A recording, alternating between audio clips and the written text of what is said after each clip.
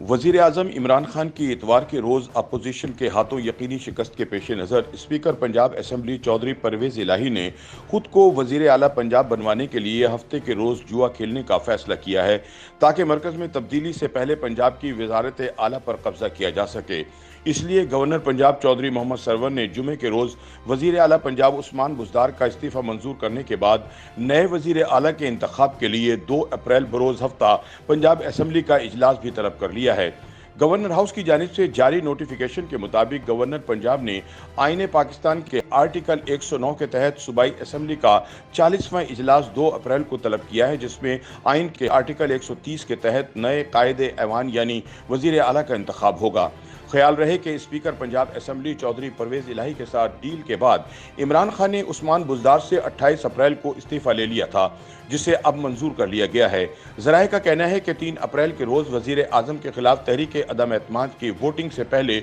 2 अप्रैल को पंजाब के नए वज़ीर आला का इंतखाब करवाने का फैसला किया गया है, क्योंकि इसके बाद परवेज इलाही के वज़ीर आला बनने के इम्कानात मादूम हो जाएंगे।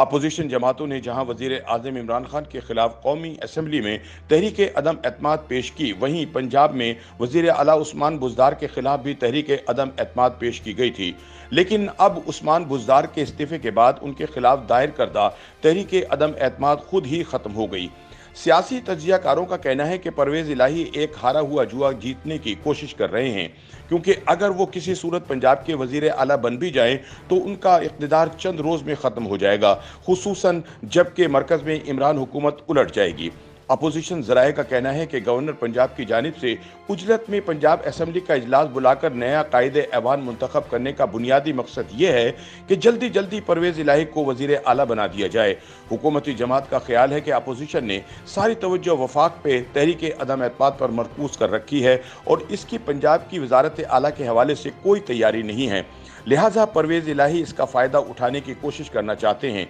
लेकिन अपोजिशन ज़राए का दावा है कि परवेज इलाही की कोशिश नाकाम होगी, क्योंकि तहरीक इंसाफ वाज़े तौर पर 3 ग्रुपों में तकसीम हो चुकी है और अभी तक इनमें से किसी भी ग्रुप ने परवेज इलाही की हिमायत का ऐलान नहीं किया।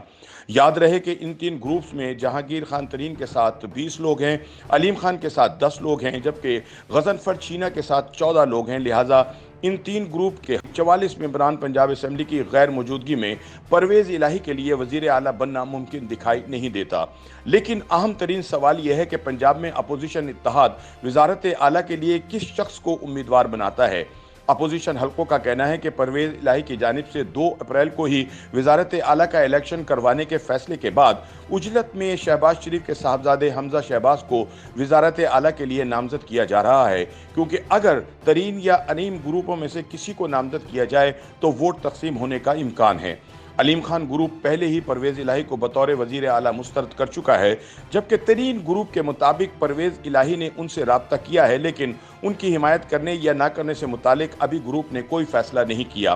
तज्जियाकार समझते हैं कि मौजूदा सियासी सूरत हाल में परवेज इलाही का कड़ा इम्तहान है, जिसमें इनकी कामयाबी के इम्कानात बहुत कम नज़र आ रहे हैं। ताहम इस सारे खेल में अपोजिशन के उम्मीदवार की शिकस्त का इम्कान तब पैदा होता है जब हमजा शहबाज शरीफ की बतौर वजीर आला नामजदगी पर तहरीक इंसाफ के बाकी धड़े उनका साथ देने से इनकार कर दें, क्योंकि मरकज़ में उनके वालिद शहबाज शरीफ वजीर आज़म बनने जा रहे हैं। ऐसे में बाप और बेटे का मरकज़ और पंजाब में चीफ एग्जीक्यूटिव बनना काबिल एतराज़ हो सकता है।